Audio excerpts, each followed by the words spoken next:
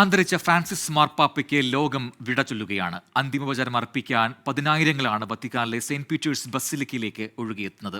Indian സമയം നാളെ ഉച്ചയ്ക്ക് 1:30-ക്കാണ് സംസ്കാര ചടങ്ങുകൾ. രാഷ്ട്രപതി ദ്രൗപദി മുർമു ഇന്ത്യയെ പ്രതിനിധീകരിച്ച ചടങ്ങുകളിൽ പങ്കെടുക്കും. സംസ്കാര ചടങ്ങിന്റെ തത്സമയ വിവരങ്ങൾ നൽകാൻ 24 വാർത്താ സംഘം വത്തിക്കാനിലെത്തി.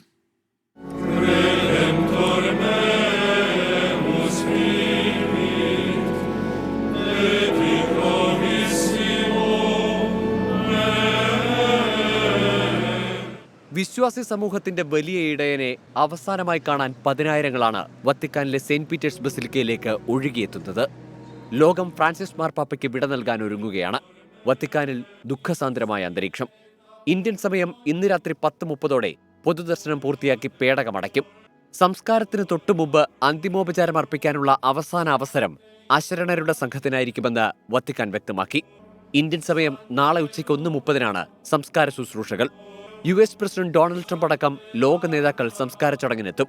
രാഷ്ട്രപതി ദ്രൗപദി മുർമു നയിക്കുന്ന ഇന്ത്യൻ സംഘം സംസ്കാര ചടങ്ങുകളിൽ പങ്കെടുക്കും.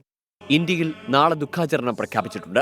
കർദിനാൾ മാർ ക്ലെമീസ് കാതോലിക്ക ബാവയ്ക്കൊപ്പം സംസ്ഥാനത്തിന്റെ ഔദ്യോഗിക പ്രതിനിധിയായി സംസ്കാര ചടങ്ങിൽ പങ്കെടുക്കാൻ വത്തിക്കാനിലെത്തിയ മന്ത്രി റോഷി അഗസ്റ്റിൻ ഫ്രാൻസിസ് മാർപ്പാപ്പയ്ക്ക് അന്തിമോപചാരം അർപ്പിച്ചു. സംസ്കാര ചടങ്ങുകളുടെ വിവരങ്ങൾ തത്സമയം നൽകാൻ 24 എഡിറ്റർ ഇൻചാർജ് PP ജെയിംസും വത്തിക്കാനിൽ നിന്ന് ചേരും. International desk 24.